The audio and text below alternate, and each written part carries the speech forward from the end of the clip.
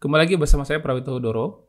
Pada materi kali ini kita akan mempelajari tentang data fetching dan spesifik kita akan mempelajari get static props. Nah, data fetching adalah di mana tempat kita memanggil atau mengambil data di dalam aplikasi Next.js kita. Nah, ada banyak tipe memang di dalam pemanggilan atau data fetching ini. Ada get static props, ada get server side props, kemudian ada juga get static paths. Nah, semua ini memiliki fungsinya masing-masing. Nah, pertama kita akan mulai dulu dari penggunaan get static props. Nah, untuk bisa menggunakan get static props, kita perlu membuat sebuah function. Nah, pertama fungsinya perlu diekspor dulu, jangan sampai lupa. Kemudian kita buat asynchronous untuk functionnya, function. Nah, nama functionnya get static props. Nah, props ini memiliki sebuah konteks di mana di dalam konteks ini kita bisa mengakses params dan lain-lainnya. Namun kita masih belum menggunakannya. Jadi untuk sementara bisa kita remove dulu. Kemudian, nah kita perlu mereturn sebuah props di sini. Nah, props di sini terserah kita mau nge-return props apa saja. Nah, contoh kita mau mereturn sebuah props name. Atau mungkin kita bisa membuat prop data users. Boleh. Isinya adalah array kosong.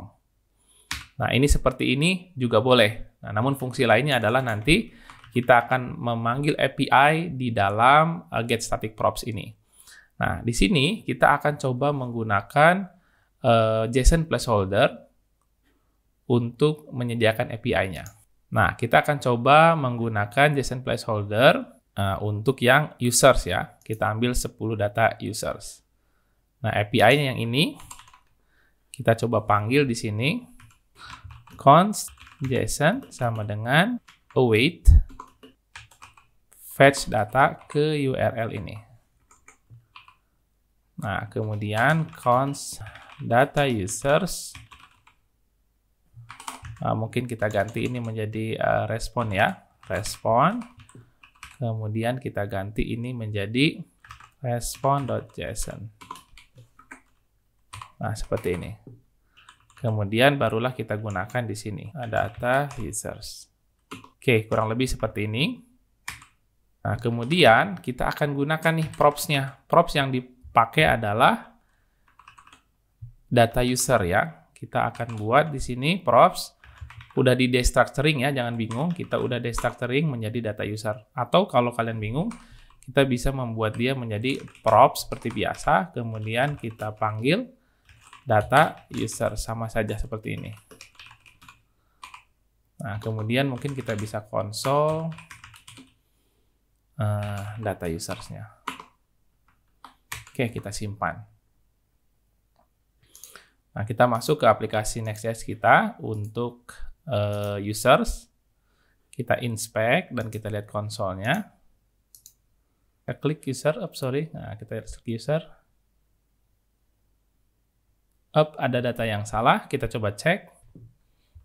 Nah, yang ini rupa kita belum tambahkan await, karena ini asynchronous juga. Oke, seperti ini. Oke, sekarang datanya sudah kepanggil ya.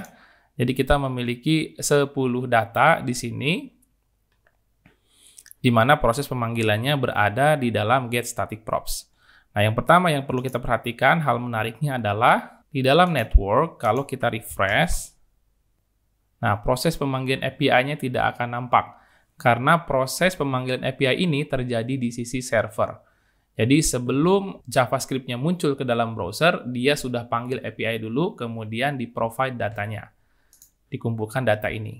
Nah, sehingga pemanggilannya tidak muncul di network, di website. Nah, itu menarik yang pertama.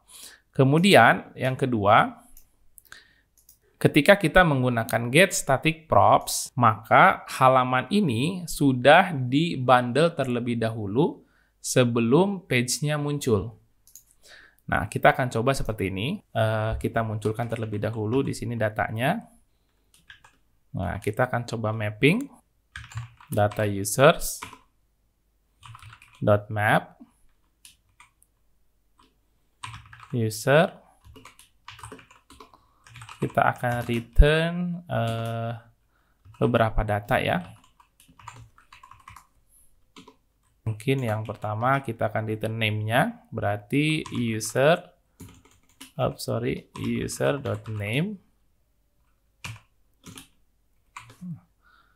Kita sesuaikan dengan data yang disediakan ya. User itu ada pertama name, kemudian mungkin kita bisa gunakan emailnya.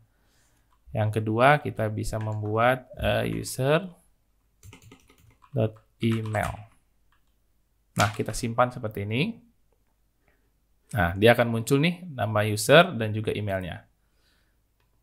Nah, kemudian seperti yang saya bilang tadi, yang menarik adalah kalau kita bundle website ini, nah kita coba matikan dulu servernya. Kemudian kita jalankan yarn build. Oops, di sini ada error karena ada props yang belum memiliki tipe ya, types. Oke, kita tambahkan terlebih dahulu untuk props ini. Kita buat interface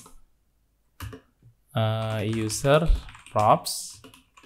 Di sini ada data users. Nah, kita akan membuat, kita buat ya, ini adalah array user props.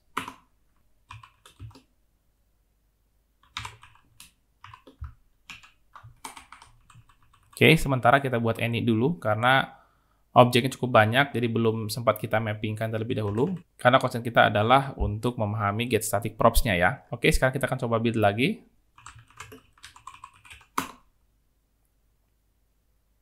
Nah, ini salah satu keunggulan menggunakan TypeScript, di mana kita bisa melihat dulu type mana yang belum di-define, sehingga akan memprevent error atau mencegah error sebelum aplikasinya selesai.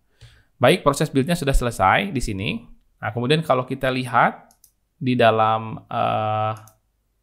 text editor kita, di dalam next, kemudian server, kemudian di dalam pages. Nah, kita bisa melihat di sini users. Nah, di sini kontennya sudah di-generate terlebih dahulu. Nah, lihat. Kita bisa melihat bahwa kontennya sudah dipanggil terlebih dahulu. Jadi, ketika di build, dia sudah nge-call API di getStaticProps-nya sehingga datanya sudah ada. Nah, maka dari itu, fungsi dari getStaticProps di sini adalah dia sudah memiliki data sesuai dengan API yang kita call dan sudah disiapkan terlebih dahulu sebelum page-nya di-serve kepada kita. Nah, ini adalah salah satu keunggulan menggunakan getStaticProps. Nah, tapi kelemahannya adalah ketika datanya bersifat dinamis, maka getStaticProps ini agak kurang cocok, di mana kita perlu mendefinisikan bahwa data tersebut bisa berubah kapan saja, sehingga kita perlu merefresh-nya untuk server melakukan build ulang di aplikasi kita. Makanya getStaticProps ini akan sangat cocok untuk beberapa data yang tidak terlalu sering berubahnya atau tidak terlalu dinamis berubahnya. Baik, demikianlah proses untuk penggunaan getStaticProps atau data fetching spesifik untuk getStaticProps. Semoga bermanfaat.